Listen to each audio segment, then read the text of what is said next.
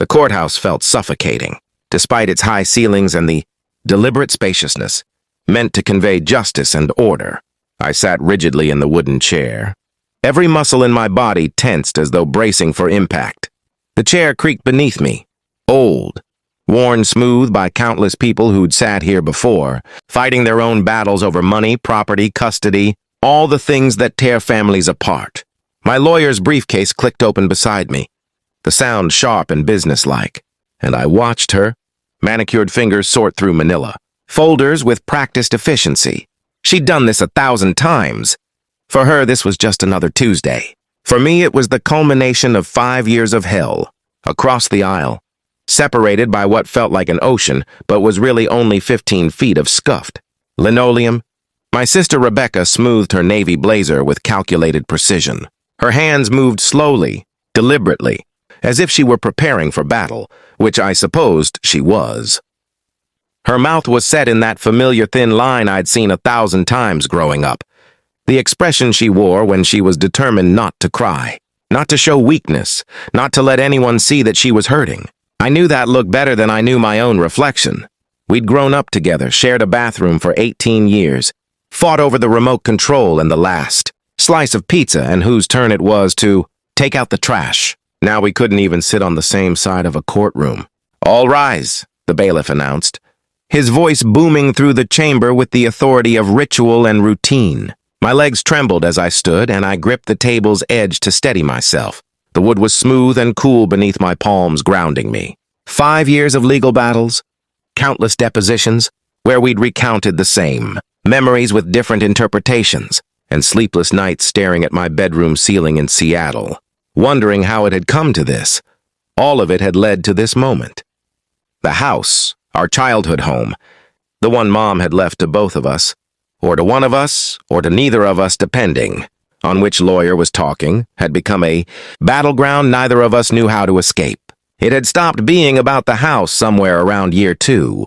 Now it was about being right, about winning, about proving something I couldn't even articulate anymore. Judge Morrison settled into his seat with a heavy sigh that suggested he'd rather be anywhere else, adjusting his wire-rimmed glasses as he reviewed the papers before him. He was younger than I'd expected, maybe 50 with graying temples, and the weary expression of someone who'd seen too many families destroy themselves in his courtroom. His fingers shuffled through the documents with the disinterest of routine, and I wondered if he even remembered our names or if we were just case number something or other on his docket, squeezed between a divorce hearing and a property dispute. "Please be seated," he said without looking up. "We're here today regarding the estate dispute between Rebecca Chen and David Chen concerning the property at 147 Maple Street." Hearing the address spoken aloud made it real in a way it hadn't been before. 147 Maple Street. The yellow house with the crooked mailbox Dad never fixed. The porch where we'd carved our initials into the railing when we were kids, earning us both a week without television. The kitchen where Mom taught Rebecca to make dumplings and where I'd announced I was moving to Seattle, watching her face fall even as she smiled and told me she was proud. That address contained every Christmas morning, every skinned knee, every milestone and heartbreak of our childhood. And now it was evidence, Exhibit A, the spoils of war. Rebecca's lawyer, a sharp-eyed woman in her 50s named Patricia Winters, who charged $400 an hour, stood immediately. Her movements were fluid, confident, the performance of someone who knew she was winning. "Your Honor, my client has demonstrated clear evidence that she was the primary caretaker of Mrs. Chen during her final years. And the original will was revised," my lawyer interjected, rising to his feet with less grace but equal determination. "Mr. Chen has provided documentation showing his mother's intent to split the property equally." I watched Rebecca's jaw tighten, the muscle jumping beneath her skin, and I knew she was grinding her teeth the way she always did when she was angry. We used to share everything as kids, secrets whispered after bedtime, toys negotiated with the seriousness of diplomats. Dreams of the future sprawled on our backs in the backyard, watching clouds drift by. Now we couldn't even look at each other without lawyers present, without legal bills piling up, without every word being transcribed by the court reporter whose fingers flew across her strange machine, recording our family's disintegration for posterity.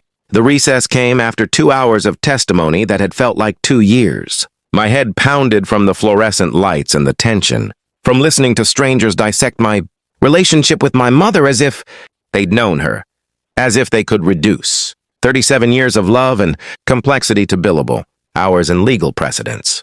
I stood in the hallway, staring at the faded linoleum that had been walked over by thousands of people carrying their own griefs and grievances, trying to steady my breathing, when I heard her heels clicking toward me. Sharp, precise clicks that I would have recognized anywhere, even in my sleep. Rebecca had always walked with purpose, even as a child. David.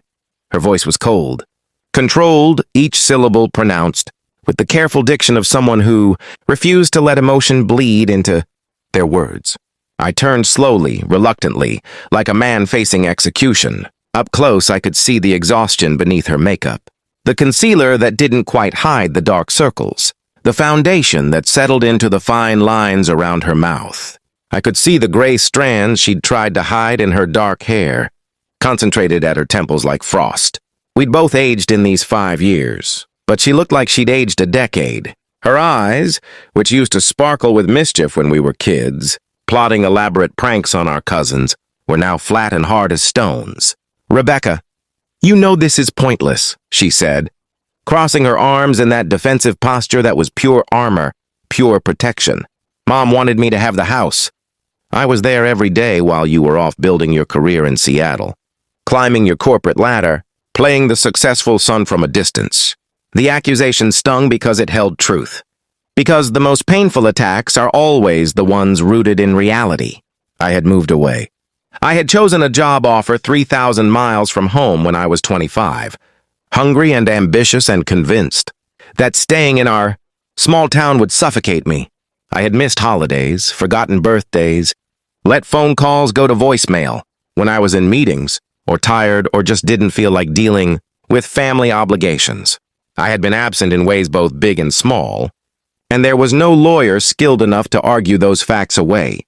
I visited, I said quietly, hating how weak it sounded, how inadequate. And Mom called me every week. She told me she wanted us both to have it, to share it. She said, Rebecca laughed, a bitter sound that echoed in the empty corridor, bouncing off the walls with their motivational posters about justice and dignity.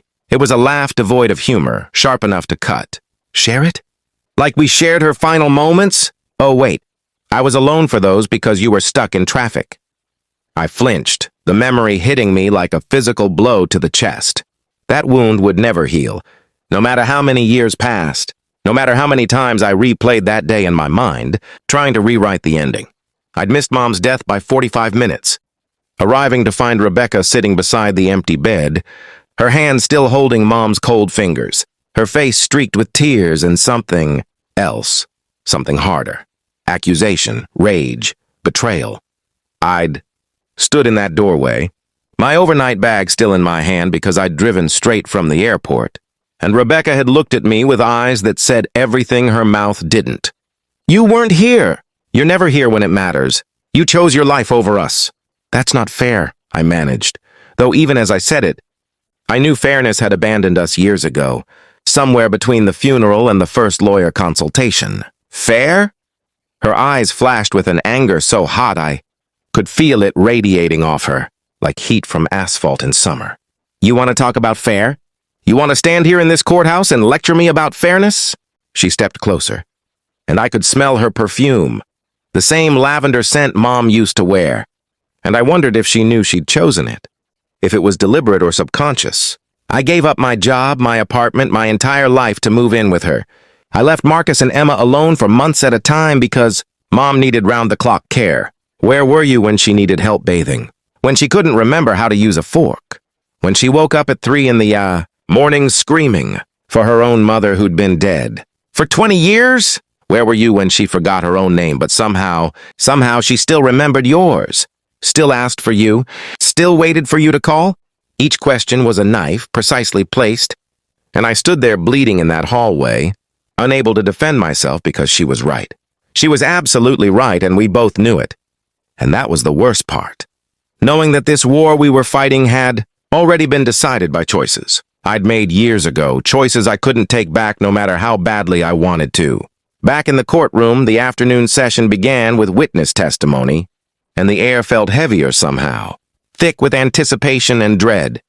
Mrs. Patterson, our elderly neighbor who'd lived next door since before Rebecca and I were born, took the stand with trembling, hands that shook so badly she had to grip the wooden railing to steady herself. She was 83 now, her white hair pulled back in the same neat bun she'd worn for as long as I could remember, her floral dress pressed and proper despite the shake in her limbs. I remembered her bringing us cookies when we were kids, oatmeal raisin that Rebecca loved and I tolerated. Remembered her watering Mom's garden when we went on vacation. I knew Eleanor Chen for 30 years, she said softly, her voice barely reaching the back of the room, wavering with age and emotion. The microphone squealed with feedback and she jerked back, startled before the bailiff adjusted it for her. She was a proud woman, very particular about her wishes. Very particular about everything, really.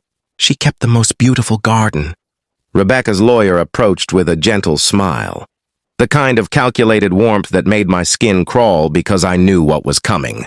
Patricia Winters was too good at her job, too skilled at extracting exactly the testimony she needed. Mrs. Patterson, in the final year of Mrs. Chen's life, who did you see caring for her most frequently?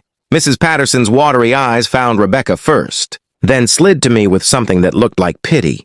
Rebecca was there constantly, she admitted, and I felt my heart sink.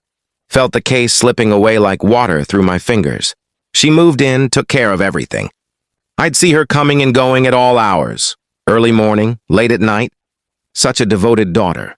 She even planted new roses in Eleanor's garden, the yellow ones Eleanor had always wanted but never got around to buying. And David, the lawyer pressed, her tone still gentle but with an edge underneath, like a blade wrapped in silk.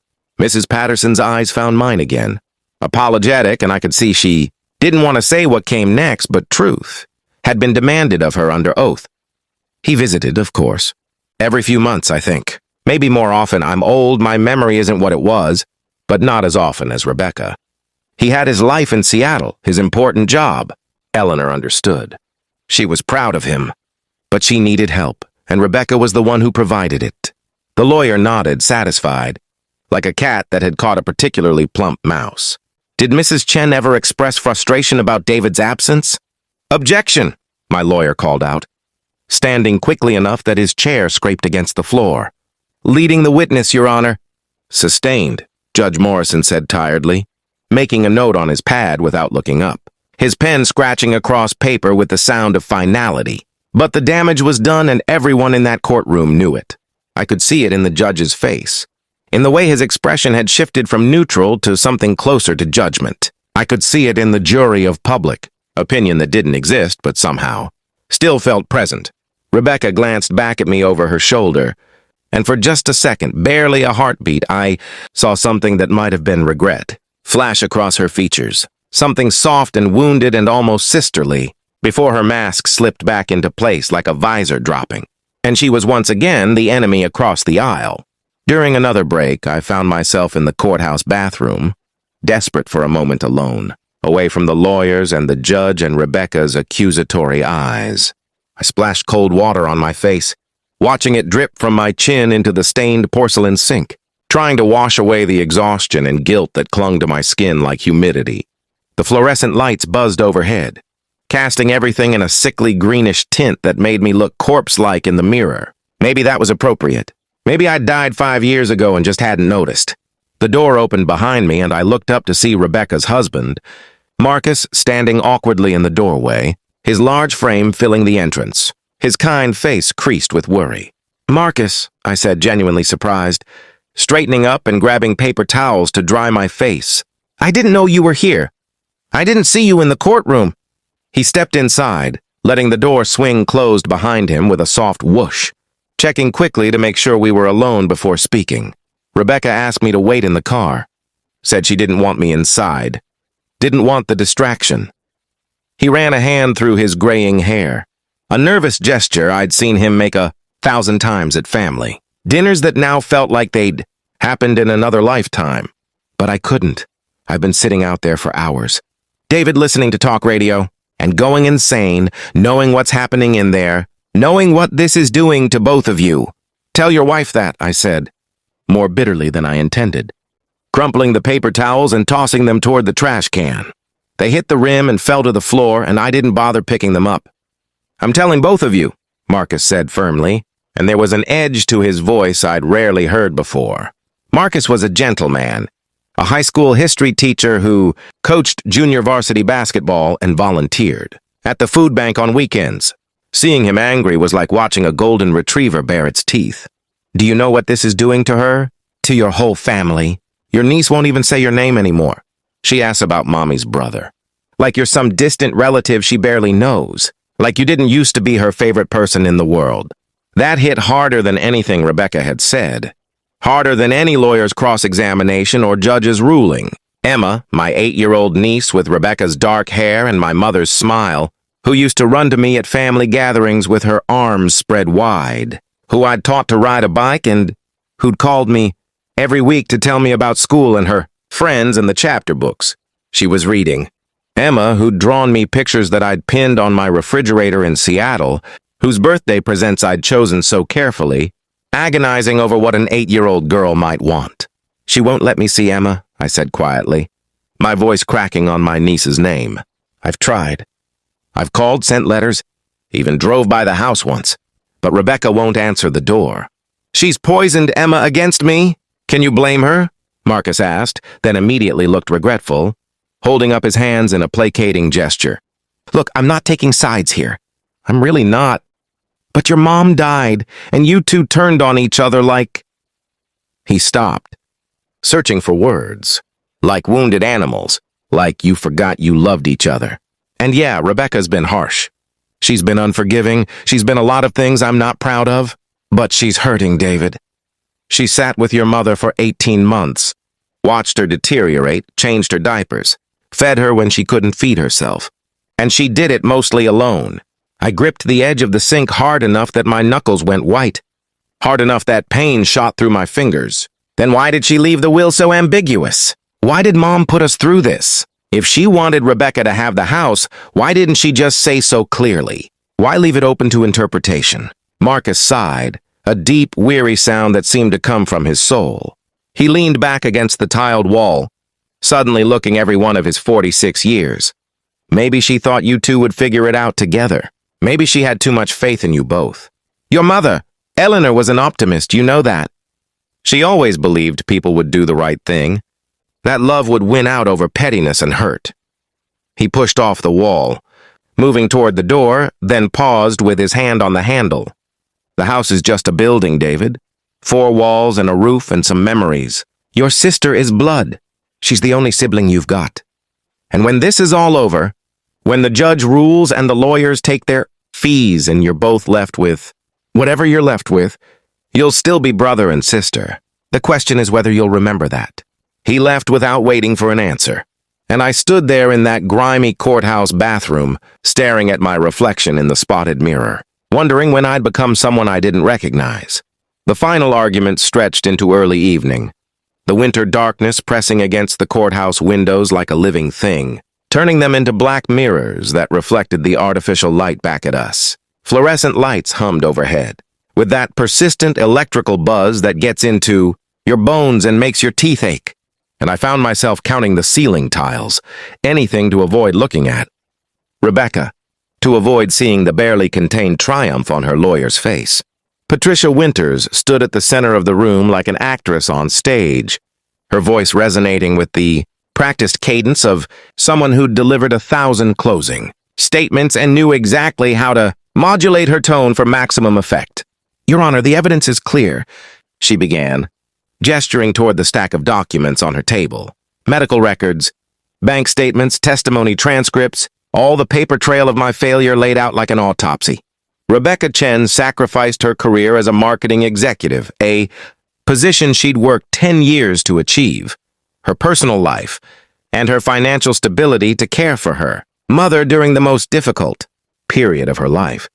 She moved out of her home, left her husband and daughter to fend for themselves for months at a time, put her own health at risk from the stress and exhaustion of round-the-clock caregiving. Patricia paused, letting that sink in, her eyes scanning the judge's face for reaction. She earned that house through years of dedication and love, through sleepless nights and thankless days, through the kind of sacrifice that can't be measured in dollar signs or weekend visits. David Chen, while certainly caring for his mother in his own way, was largely absent during this crucial time. He sent checks, yes, we acknowledge that. He made phone calls, weekly, he claims, though we have no documentation of that. He visited occasionally when his schedule permitted, but when Eleanor Chen was dying, when she most needed her children, only one of them was there. The words landed like stones, each one finding its mark. I watched Judge Morrison's face, trying to read his expression, but he remained impassive, his pen moving across his notepad in small, decisive strokes. What was he writing? Was he already composing his ruling? Had he decided before we'd even begun? My lawyer, Thomas Brennan, a good man, competent if not brilliant, who charged half what Patricia Winters did and showed it in the worn elbows of his suit jacket, stood for his rebuttal. He countered with financial records showing I'd sent money monthly, substantial amounts that had paid for the home modifications that made Mom's final years more comfortable, for the hospital bed and the wheelchair ramp and the bathroom grab bars. He showed receipts for medical equipment, hospital bills I'd covered, the visiting nurse service I'd arranged and funded. He pulled up phone records proving the weekly calls, sometimes twice weekly, showing times and durations. Mr. Chen contributed significantly to his mother's care, Thomas argued, his voice earnest if not commanding. He may not have been physically present every day, but he was present in the ways his career and geographic distance allowed. He tried. He called. He sent money. He arranged for professional care. And according to the revised will, which Mrs. Chen signed with a clear mind, verified by her doctor and witnessed by her attorney, she intended for both her children to inherit equally. That was her wish, Your Honor. Not Rebecca's wish, not David's wish, but Eleanor Chen's wish. But even as Thomas spoke, I could feel the room's energy, could sense which way the wind was blowing. The emotional argument always beats the financial one. The daughter who stayed beats the son who left. It was a narrative as old as time, and I was on the wrong side of it. Judge Morrison removed his glasses and rubbed his eyes. The gesture of a man who'd presided over too many family implosions, who'd seen siblings destroy each other over inheritances and couldn't understand why they didn't just see what they were losing in the process. I'll take this under advisement and deliver my ruling in 2 weeks, he said, his voice flat with exhaustion. Court is adjourned. The gavel fell with a crack that felt final, that sounded like a door slamming, like the last word in an argument you've already lost. I gathered my things slowly, my hands moving automatically while my mind reeled, watching Rebecca embrace her lawyer, watching them whisper urgently, probably already planning how to handle the property transfer, how to change the locks, how to erase me from 147 Maple Street as thoroughly as if I'd never lived there at all. Then she turned, perhaps feeling my gaze on her back, and our eyes met across the courtroom, across the chasm that had opened between us and swallowed our childhood whole. For a moment, we were kids again, 9 and 11, standing in Mom's kitchen on a Tuesday afternoon after school when she'd sat us down with trembling hands and told us Dad was moving out, that he'd found someone else, that everything was changing. We'd held hands then, our small fingers intertwined, and promised to always stick together, to always be there for each other, to be the family that remained when everything else fell apart. Rebecca's expression hardened like concrete setting, and she looked away first, turning back to her lawyer, shutting me out as completely as if I'd ceased to exist. 2 weeks later, I returned to the courthouse alone, driving through the gray morning with the radio off, wrapped in silence.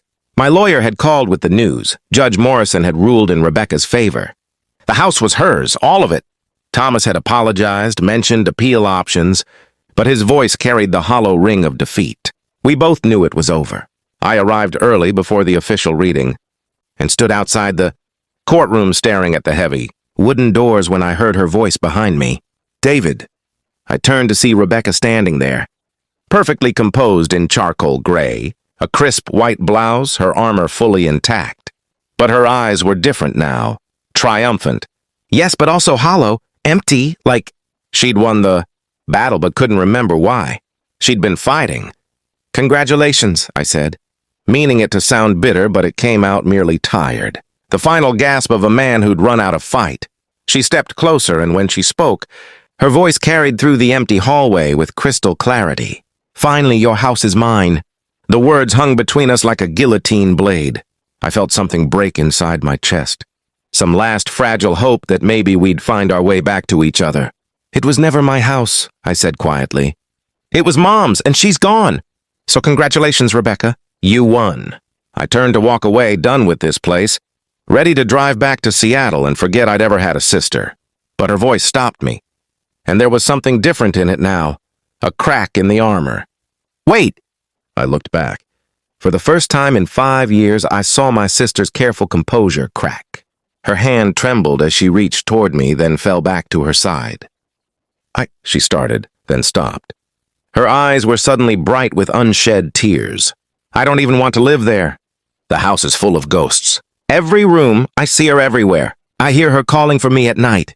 We stood there in the hallway, two middle-aged orphans who'd destroyed each other over drywall and memories. In the distance, the courthouse came to life. Footsteps, voices, the machinery of justice grinding forward. "Then why?" I asked. "Why did we do this?" Rebecca's face crumpled, and for just a moment I saw the little girl who'd held my hand in Mom's kitchen.